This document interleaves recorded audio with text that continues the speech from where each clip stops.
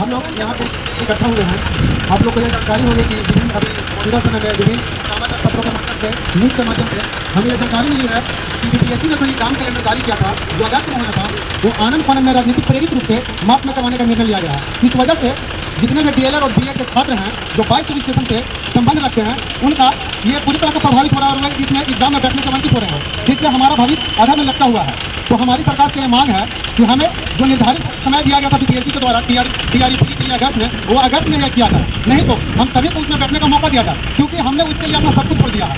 हमने एसीपी में अपना भरपूर योगदान दिया है और जितने भी गतिविधि उसमें हम शामिल रहे हैं। लेकिन जब समय आया तो सरकार आनंद फानंद पता न किस प्रेशर में, इस मूड में आ गई कि इसको जल्दी से जल्दी, अब देखिए कि विगत 3 महीने में ही इतने संख्या में अगर वैकेंसी भर दी गई हो तो आने वाले समय में वैकेंसी बचेगी नहीं, तो हम लोग उससे कैसे बैठ पाएंगे। दूसरी चीज कि जब ये वैकेंसी चल रही है तो बार बार एक ही अभ्यर्थी को मौका दिया जा रहा है, जो टीआर फर्स्ट में बस बैठा वही 2 में बैठा, और वही अगर मार्च में होगा तो 3 में बैठेगा, तो हम लोग को मौका कब मिलेगा। हम लोग ऐसे ही पीछे रह जाएंगे। जब एक ही घोड़े को बार बार रेस में दौड़ाया जाएगा तो कहाँ उसको बेहतर घोड़ा मिलेगा। अगर हम लोग को गुणवत्तापूर्ण शिक्षा सरकार को चाहिए तो नए अभ्यर्थी को मौका दिया जाना चाहिए और हम उसके लिए आगे रहेंगे।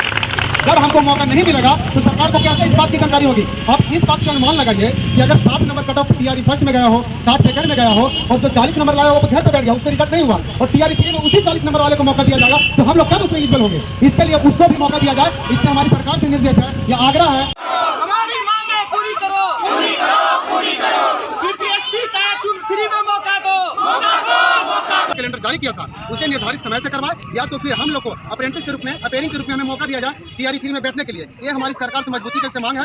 परंतु सरकार के इस आने वाले फैसले से हम लोग इतना हतोत्साहित हुए हैं कि बहुत सारे विद्यार्थी डिप्रेशन का शिकार हो रहे हैं। सर, हम सरकार से मांग करते हैं कि हम लोग बिहार में शुरू है और हम लोग कभी टीआरई 3 में बराबर मौका दिया जाए और ये बहाली अगस्त में कराई जाए। अगर अगस्त में नहीं होती है तो हम लोग ये बहाली में मौका मिलना चाहिए और हम लोग इसके लिए आवाज उठाएंगे और सरकार के इस फैसले का विरोध करते हैं। शिक्षा विभाग के अपर सचिव के पाठक ने हम लोग को वादा किया था कि ये जो एग्जाम है बीपीएससी टीआरई 3 है वो अगस्त में 24 अगस्त को होगी, परंतु आनंद फानंद में ये जो शिक्षा भर्ती, जो शिक्षक भर्ती वो अभी मार्च में ही होने जा रही है, जो कि हम लोग इससे वंचित रह जाएंगे। इसलिए हम सभी को मौका चाहिए और इसमें हम सभी शामिल हो।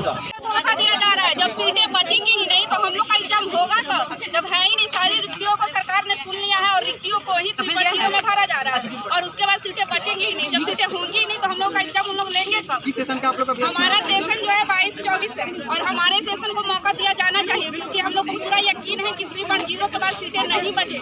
जिस तरह से पिछले सेशन को दिया गया था मौका, उसी तरह से हम लोग को भी मौका दिया जाए और अगर नहीं दिया जाए तो धोखा होगा। हम लोग आंदोलन करेंगे। हम लोग के साथ क्यों ऐसे किया जा रहा है? अगर ऐसा था कि अगस्त में होना था तो ये लोग हाथ में क्यों ले रहे हैं?